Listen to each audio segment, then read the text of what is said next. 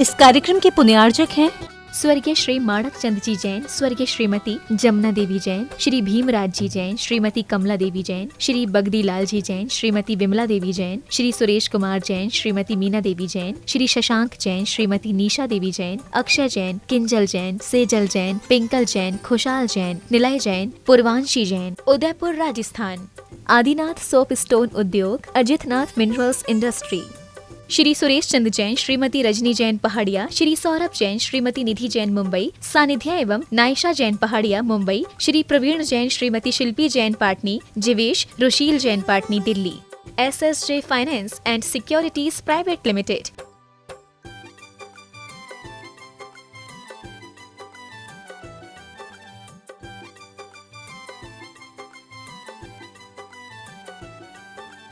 Shri Suresh Kumar Ajmera, Shrimati Vinod Ajmera New Delhi, Shri Nitin Ajmera, Shrimati Shefali Ajmera, Gaurav Ajmera New York USA, Shri Ashish Ajmera, Shrimati Ritu Ajmera, Rahul Ajmera, Sunidhi Ajmera New York USA।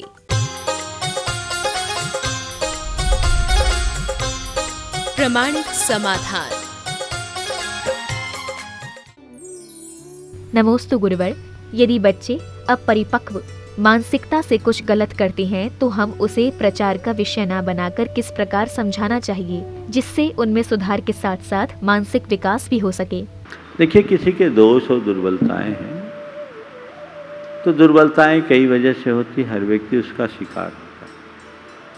हमें उस दुर्बलता का सत्कार तो नहीं करना चाहिए, लेकिन एक दुर्बलता के कारण किसी व्यक्ति को दुत्कारना भी नहीं चाहिए और उसका दुष्प्रचार भी नहीं करना चाहिए। हमें उसे सुधार की संभावना देखकर सुधारने का प्रयास करना चाहिए। हर व्यक्ति में बदलाव आ सकता है। यदि किसी में कोई कमी है तो वो उसकी निजी दुर्बलता है। हम धीरे धीरे धीरे धीरे उसे सुधारें, और अगर वो नहीं सुधरता है और हमें ये दिखता है कि इसका परिणाम औरों पर खराब होता है, तो उसके लिए एक क्राइटेरिया बना देनी चाहिए, एक लाइन खींच देनी चाहिए कि तुम्हें अपने जीवन में ये बदलाव तो लाना ही होगा और धीरे धीरे परिवर्तन आ सकता है। लेकिन दुष्प्रचार करना व्यक्ति को और अधिक बिगाड़ने में कारण बनता है। हम दुष्प्रचार से व्यक्ति को सुधार नहीं सकते, प्यार और दुलार से व्यक्ति को सुधार सकते हैं। तो अगर किसी में कोई कमी है तो हम ये देखें कि सामने वाले की मनस्थिति क्या है, वो कमी को स्वीकार कर रहा है या नहीं। यदि वो अपनी गलती को स्वीकार रहा है और उसे अपनी गलती से ग्लानि है तो सुधार की संभावना है, और यदि गलती को स्वीकारने को तैयार नहीं है और हमें लगता है कि सुधर नहीं सकता, तो उसकी अन्य अच्छाइयों को देखें और उस गलती से सुरक्षित दूरी रखते हुए उसका जितना लाभ उठा सकते उठाएं, और कदाचित ऐसा संभव नहीं भी है तो उससे घृणा न करें और उसके बारे में दुष्प्रचार कभी न करें। नमोस्तु गुरुवर। संसार के दुखों से घबराकर वैराग्य का पथ ग्रहण करना क्या पलायन नहीं? सबसे पहली बात पूछा है कि संसार के दुखों से घबराकर वैराग्य का रास्ता अपनाना क्या पलायन नहीं है? और आप तो कहते हैं दुख का पहाड़ भी टूट जाए तो उसका सामना करें। सबसे पहली बात ये देखो कि दीक्षा दुख से घबरा करके नहीं ली जाती, वैराग दुख से घबराने के लिए नहीं लिया जाता। वैराग दुखों के विनाश के लिए लिया जाता है, पलायन नहीं है। घबरा करके तो भागा जाता है। भागने वाला वैरागी नहीं होता, जागने वाला वैरागी होता है। जो अंदर से जागता है उसके भीतर वैराग्य है। वो दुख से घबरा करके अगर वैरागी बनेगा तो सच्चा वैरागी नहीं है। दुख को उखाड़ फेंकने के लिए, दुख से मुक्ति पाने के लिए वैराग्य अंगीकार किया कि जीवन में जितने भी दुख आए मैं उसका डटकर सामना करूंगा और इसकी जड़ उखाड़कर दुखों का हमेशा हमेशा के लिए खत्म करूंगा। इस संसार में तो रोले आते रहते हैं। वीर पुरुष वो नहीं जो परिस्थितियों के आगे घुटने टेक दे। वीर पुरुष वो है जो अपने कदमों से परिस्थिति को ही बदल दे, परिणति ही बदल जाए। अब जीवन में ऐसा हम कभी होने ही नहीं देंगे। चाहे ये संसार की दुख की परंपरा है, इसको खत्म करना है। इसलिए आचार्य कुंद कहते हैं, परिवज्जदु सामन्नम यदि इच्छति दुख परिमोक्षम। दुख से मुक्ति पाना चाहते हो तो साधु बनो। दुख से घबरा करके साधु मत बनो। घबराओगे तो शत्रु हावी हो जाएगा, सामना करोगे तभी तुम उससे लोहा ले सकोगे। तो वैरागी दुखों और संकटों का मुकाबला करने के लिए निकलता है, उनसे घबराने वाला वैरागी नहीं होता। इसलिए ये बताओ, पलायनवादी कौन है? जो दुखों के आगे सरेंडर कर रहा है वो, या जो दुखों की जड़ उखाड़ के फेंक रहा है वो? कौन है? जो दुखों के आगे सरेंडर करता है वो। क्या पलायनवादी? हाँ जी। जो दुखों के आगे सरेंडर करता है वो पलायनवादी। तो वैरागी कहाँ? सच्चा वैरागी पलायन नहीं करता, वो जीवन का यथार्थ परायण करता है। तुम लोग भोगी लोग भटक रहे हो, थोड़े थोड़े से दुखों के कारण आंसू बहा रहे हो। तुम्हारे अंदर वो सामर्थ्य विकसित नहीं हुई और नए नए दुखों के बीज भी बो रहे हो। और जब वो दुख गहरा करके सामने आता है तो रोना रोते हो। अरे ये दुख इस जन्म का नहीं, जन्म जन्मांतरों का, और यही होता रहा और तुम पस्त पड़ते रहे। शत्रु को पहचानो, उखाड़ के फेंको, आवागमन का चक्र ही हमेशा के लिए खत्म हो जाए। नमोस्तु गुरुवर। पहले एक पिता की अनेक संतानों में से यदि कोई एक संतान वैराग्य धारण करता था तो परिवार पर कोई फर्क नहीं पड़ता था, लेकिन आज परिवार में एक बच्चा होता है तो क्या उसका भी वैराग्य धारण करना उचित है? पहले एक पिता के अनेक संतान होते थे, एक आध वैरागी हो जाए तो कोई फर्क नहीं पड़ता। अब तो एक ही होते हैं। अब क्या होगा? उसी से सारी व्यवस्था। अरे बाबा, तीर्थंकरों के तो एक ही होते थे, आज तो कम से कम एक बेटा एक बेटी है। बेटा निकल गया तो बेटी है, बेटी निकल गई तो बेटा है। तीर्थंकरों के यहाँ आगे पीछे कोई नहीं, एक ही, एकमेव अद्वितीयम। बोलो किसका वंश बढ़ा? जिनने हजारों पुत्र जने उनका, जो इकलौती संतान थी उनका, किसका वंश बढ़ा? जो इकलौती संतान थी उनका। और वे माँ बाप बड़े भाग्यशाली होते हैं जिनकी संतान श्रेयस के पथ पर चलती है। सूरज के उगने से पूरब की दिशा भी पूजी जाती है। आज एक संतान यदि वैराग्य के पथ पर चलती है तो उसके प्रताप से पूरे कुनबे का गौरव बढ़ता है। असली मार्ग ये है। नमोस्तु गुरुवर। परिवार के साथ समाज और राष्ट्र के उत्थान के प्रति हमारा गणित क्या होना चाहिए? बहुत अच्छी विवेचना आपने की है एक के साथ। आपकी बात को सार में मैं केवल इतना कहूँगा, एक और एक के बीच में जब कोई कंडीशन है तो उसका मूल्य या तो दुगना होगा या आधा होगा या 0 होगा या दशमलव में चला जाएगा। लेकिन जहां एक और एक के बीच में कोई कंडीशन ना हो तो उसका मूल्य 10 गुना होगा। ये कंडीशन खत्म होनी चाहिए। हम अपने जीवन का मूल्य बढ़ा सकते हैं। दो व्यक्तियों के मध्य अगर कोई कंडीशन ना हो, ईगो मुक्त जीवन हो, 1 पर 1 11 है, तीसरा जुड़े तो 111 है, चौथा जुड़े तो 1111 है, पांचवा जुड़े तो 11,011 है, छठवां जुड़े तो 11 लाख 1,11,000 है। ये तो बढ़ते जाएंगे, ये बढ़ते जाते अपने आप।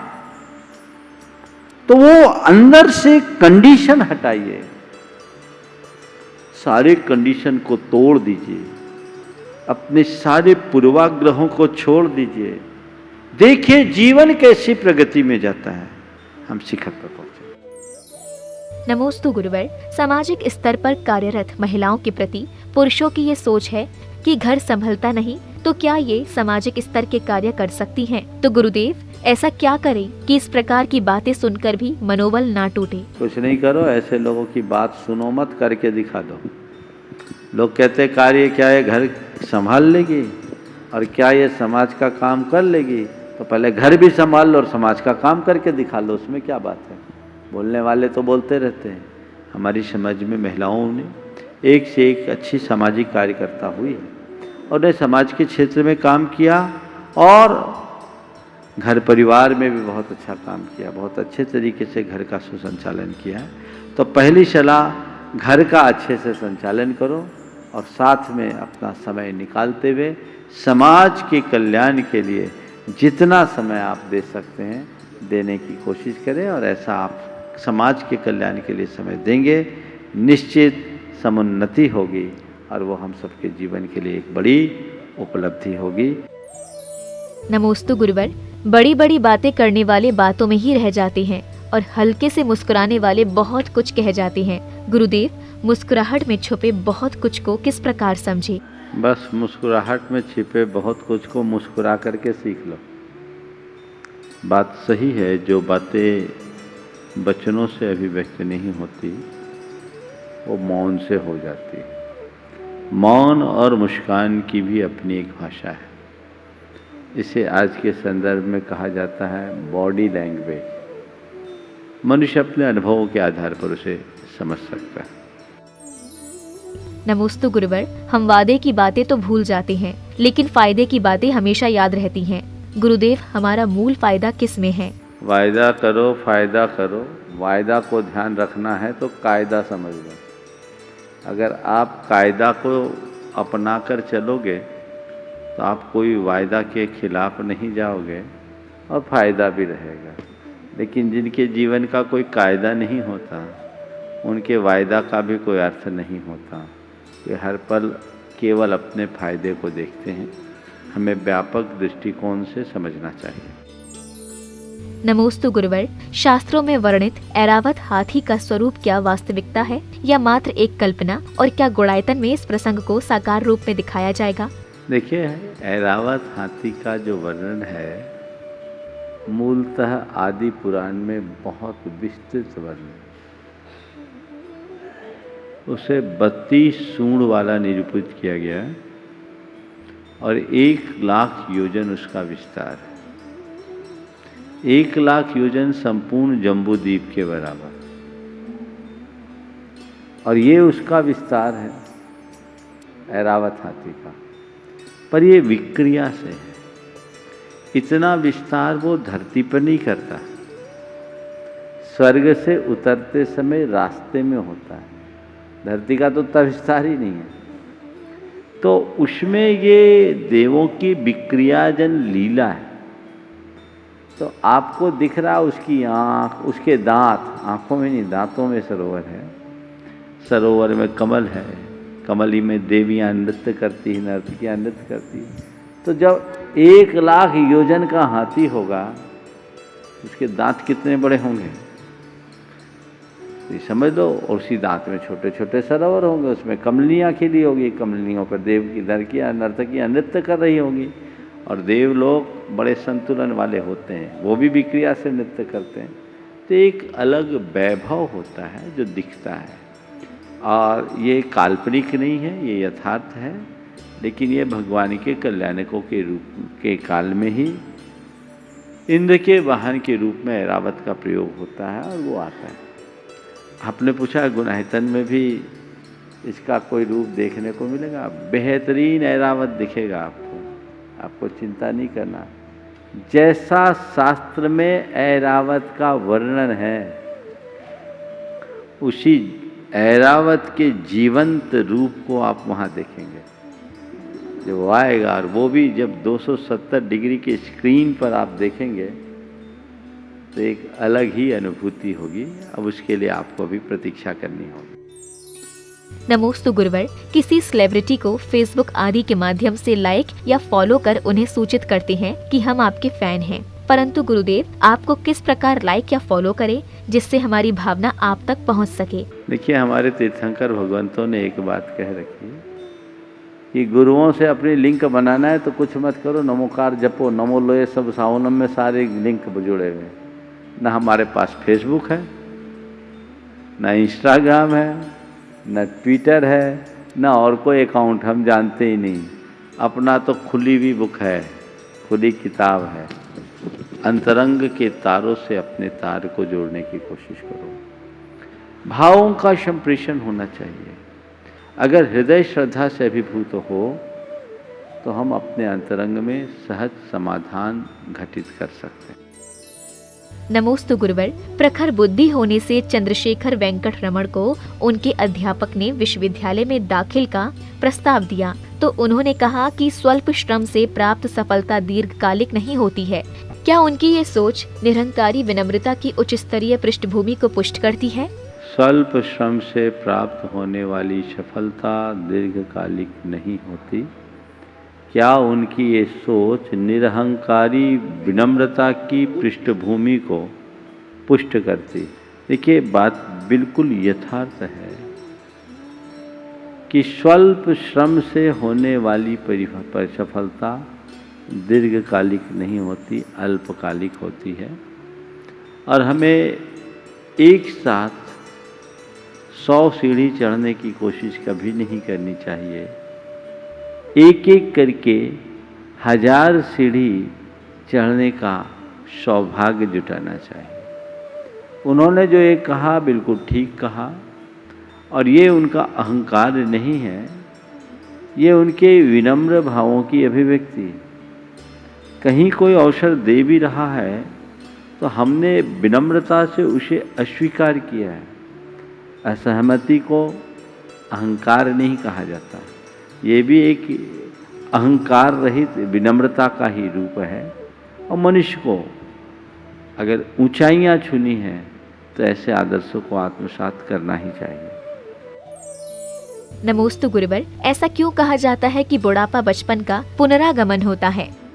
बहुत अच्छी बात है। सबसे पहली बात, बुढ़ापा बचपन का पुनरागमन है। ऐसा क्यों कहा जाता है? ऐसा कई कारणों से कहा जाता है। अगर हम एक बच्चे की स्थिति को देखें और एक वृद्ध को सामने खड़े करके देखें तो कई बातों की समानता दिखाई पड़ती है। बच्चा चल नहीं पाता तो बूढ़े में भी शक्ति नहीं होती। बचपन में बच्चे को चलने के लिए सहारा चाहिए होता है तो बुढ़ापे में भी व्यक्ति को चलने के लिए सहारा चाहिए होता है। बच्चे के दांत उगे नहीं होते हैं और बूढ़ों के दांत टिके नहीं होते। बच्चा भी लार बहाता है और बूढ़ों के भी लार बहते हैं। बच्चों की बाल उगे नहीं होते और बूढ़ों के बाल टिके नहीं होते, सिर सफा चट्ट रहता है। बच्चों में कुछ समझ नहीं होती और बुढ़ापे में कोई स्मृतियां नहीं होती। तो इन सब लक्षणों को देखते हुए हम ये कह सकते हैं कि बुढ़ापा एक प्रकार से बचपन का पुनरावर्तन है। आपने कहा कि जैसे किशोर उम्र में अपनी शक्ति को संयोजित करके हम उत्कृष्ट प्रतिमान उपस्थित कर सकते हैं, तो क्या बुढ़ापे में ऐसा नहीं हो सकता? हो सकता है। हर वृद्ध के साथ ऐसा हो ये कोई नियम नहीं। जो व्यक्ति अपने जीवन के आखिरी क्षणों तक जिंदा दिली रखता है, नियमित दिनचर्या रखता है, स्वावलंबन पूर्ण जीवन जीता है, बड़ी सोच रखता है, वो व्यक्ति अपने उम्र के अंतिम पड़ाव तक सक्रिय बना रहता है, अपनी स्मृतियों को संजोए रखता है और वो उम्र जन दुर्बलताओं से ऊपर उठ जाता है। ये जो बात कही गई है ये सामान्य बात है, सबके लिए ऐसा लागू हो ये कोई जरूरी नहीं। कई बच्चे बचपन में भी विलक्षणता से युक्त होते हैं, ऐसे ही कि कई बुजुर्ग भी ऐसे होते हैं जो बुढ़ापे में भी जिंदा दिली से भरे होते हैं। तन किंचित अशक्त भी हो जाए फिर वे अपने मनोबल के बल पर ऊंचे ऊंचे कार्य प्रस्तुत कर देते हैं। तो उसके लिए चाहिए वे नियमित दिनचर्या रखे, स्वावलंबी रहे, संयमी प्रवृत्ति रखे, बड़ी सोच रखे, जिंदा दिली से जिए और छोटी छोटी बातों में मीन मेख निकालने की आदतों से बात आ जाए तो उनका बुढ़ापा, जिसकी चर्चा मैंने कल भी की थी, वरदान बन सकता है। प्रमाणिक समाधान।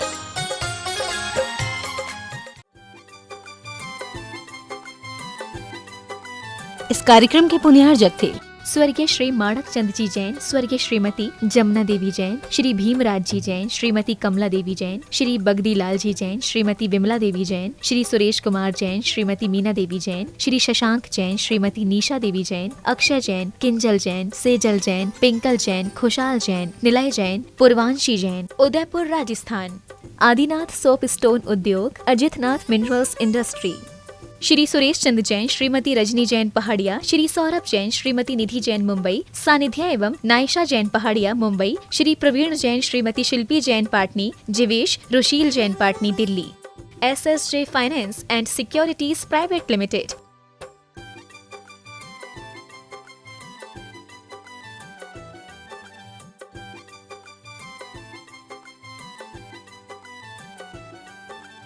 Shri Suresh Kumar Ajmera, Shrimati Vinod Ajmera New Delhi, Shri Nitin Ajmera, Shrimati Shefali Ajmera, Gaurav Ajmera New York USA, Shri Ashish Ajmera, Shrimati Ritu Ajmera, Rahul Ajmera, Sunidhi Ajmera New York USA।